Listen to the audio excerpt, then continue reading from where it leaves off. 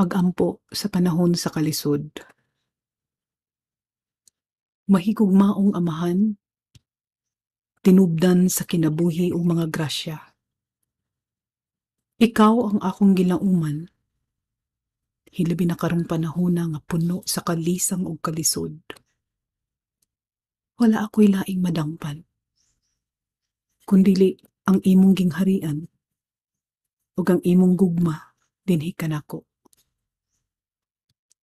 Nangamuyo ako kanimo, Ginoo, nga imo akong ubanan sa tanan kong pagalaktan.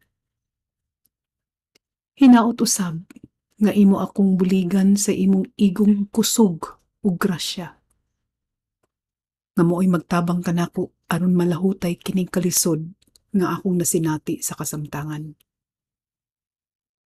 Nang hinaot ako nga maabagan sa akong kalisod, Ginoo. Pasaylua ako sa panahong nagkulang ako og pagsalig kanimo.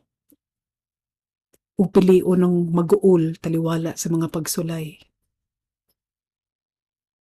Tabangi ako, Amahan, kay dili na ko kaya mag-inusara sa pagbuhi sa akong pamilya ning panahona.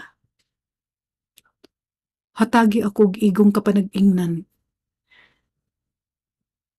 Ihatag usab kanako ang kaayuhan sa akong mga balatian.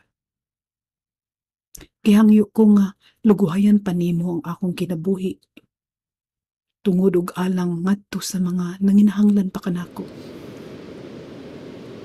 Sa akong pinansyal nga suliran, hatagi o pamaagi nga masolusyonan ang tanan.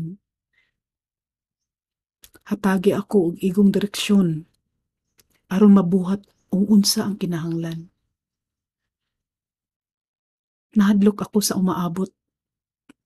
Apan mas dako ang akong pagsalig nga masulbad ra kining tanan. Tungod kanimo ug tungod kay ikaw ang nagpaluyo sa akong mga kalihukan. Mangayo ako og igong kusog ug hinabang aron mabuhat nako ang angay sa tanang panahon. Bendisyon usab ako sa akong mga ginbuhaton. Lakip na ang mga taong akong makaila o makauban ni ining mga tungura. Ug sa akong mga kahadlok o pagduha-duha. Hinaot nga ikaw ang maghatag kanako og kalinaw ug kasiguruhan ug tamang pagsabot. Luyo ni ining tanan, Ginoo. Ipamatngon mo sab kanako kung ako makalapas sa imong mga katuyuan. Palihog ipakita kanako ang tamang dalan nga magsubay kanako sa imong pagbuot.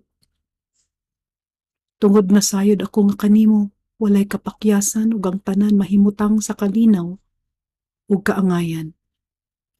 Ipalanog usab ang imong kahayag ug hustisya, Amahan, nga kini mabati sa tanan. Masinati gikan sa ilalom ngadto sa kinatibuk-an.